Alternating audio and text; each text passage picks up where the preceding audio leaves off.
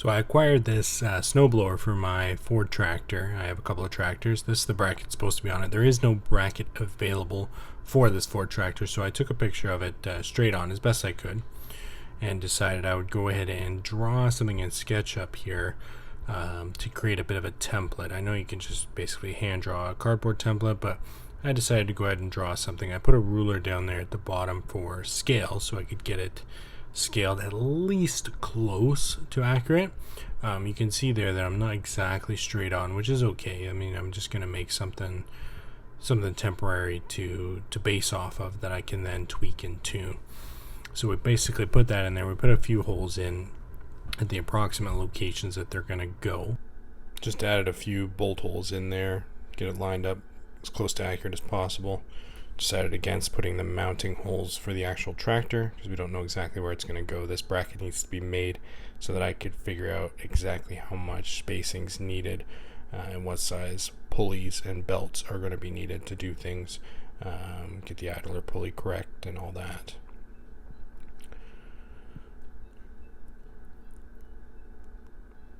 Here we're just extruding it out 3D, that 1/4 inch plate that I'm going to be using.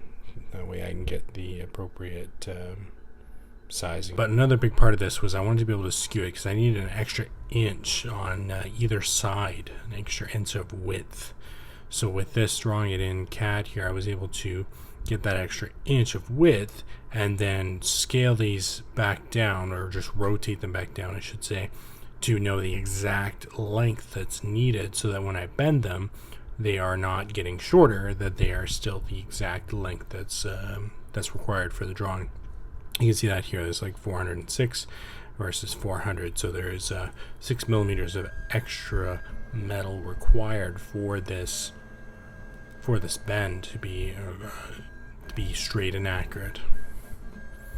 So we just drew it out on the plotter there to make some nice cardboard templates. You can see that's the bend that's going to be required. I did 3D print some adapters for that as well. So I went ahead and checked the fitment here, and one hole was good and the other two needed some adjustment. Here's that print I was just saying about. This print's going to help me get that 1/4 inch plate steel that I'm going to use exactly bent to where it needs to be bent. Just like such. And I went ahead and labeled them. There is one for the left and the right.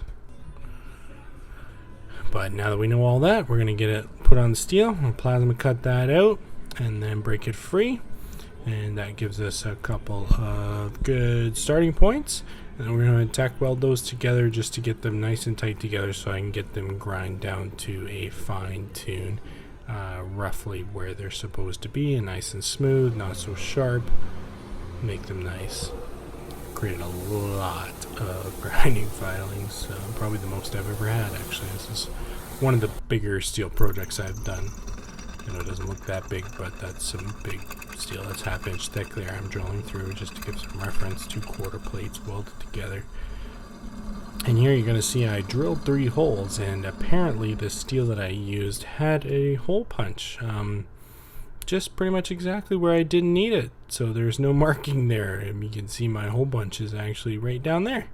So we have a double drill there. No big deal. It's I didn't use this hole for anything in the long term anyways. I just went ahead and drilled it while I had it. And this is how I'm getting this 1/4 inch plate bent. I don't have anything big to bend this with, so I just cut a groove, about halfway through or so, and physically bent it. And once we're all said and done, I'm going to weld this shut so it's nice and tight. But don't have anything in the shop big enough to bend that with, and that's a quick, easy way to get that done. You can see they make quite so nice, and they are perfect fits on the 3D prints that were printed for that to measure it. A pair of them look quite well. Not 100% perfect, but hey, good enough for what I'm doing. Here it is on the tractor, mocked up with a couple of clamps, and you can see all the holes are lining up the way they need to be. We just got to grind up a little bit more to allow the pin to push in. That's just a little bit of fine tuning. So there, I've got it off the ground. Bearing in mind, you'll see here this is mocked up with some clamps, and you can clearly see that bracket is not straight. Quite a bit bent, needs to go quite a bit up in the front. Clamps actually slid there. You can see the bracket is, or the plastic has been pulled. And here's the first spinnings of it. Now that we've got the brackets in there, we can kind of get it mocked up with some belts just to see how it's working. Working alright, not too bad actually. I'm going to spend a lot more time getting those belts to work, but it blows quite a bit of wind, just like it should. And we're going to work on some brackets for the rear as well, because obviously we need to mount the harness for the pulleys back there. And just using a couple pieces of angle iron, and we're going to bolt those in to the back side of that mount, and it pins in on the existing equipment on the back of that tractor, and that puts everything kind of where it needs to be, nice and flat and plumb and straight. Welded up a quick bracket here, nothing fancy, for the front side of that harness, and it just bolts into existing holes on the tractor and bolts into existing holes on the harness, and that pulley is real nice and straight. You can see that's everything floating the way it should be, nice and solid, nothing shaking around, not doing too much there. Get that all clamped back in place again, just as another test to make sure everything's good and everything's free floating. Here we managed to get the deck lowering lever to actually engage and disengage the pulley. And the way we did that was we added a spring to actually pull the idler pulley into place, and the deck lever actually pushes that idler pulley away, creating more tension on the spring, which is pretty much the only way I could figure out how to do this. I spent, I don't know, better part of 2 days figuring that part out. Added a bit more steel in here now that we knew the final size, just to add a third bolt hole for extra support. And I'm going to tap this little hole back here, put a little bracket in just for, once again, more support. All this stuff is completely extra. Probably doesn't even need to be there. It's plenty strong, but we're going to put it in there so they look like all welded up at the finish.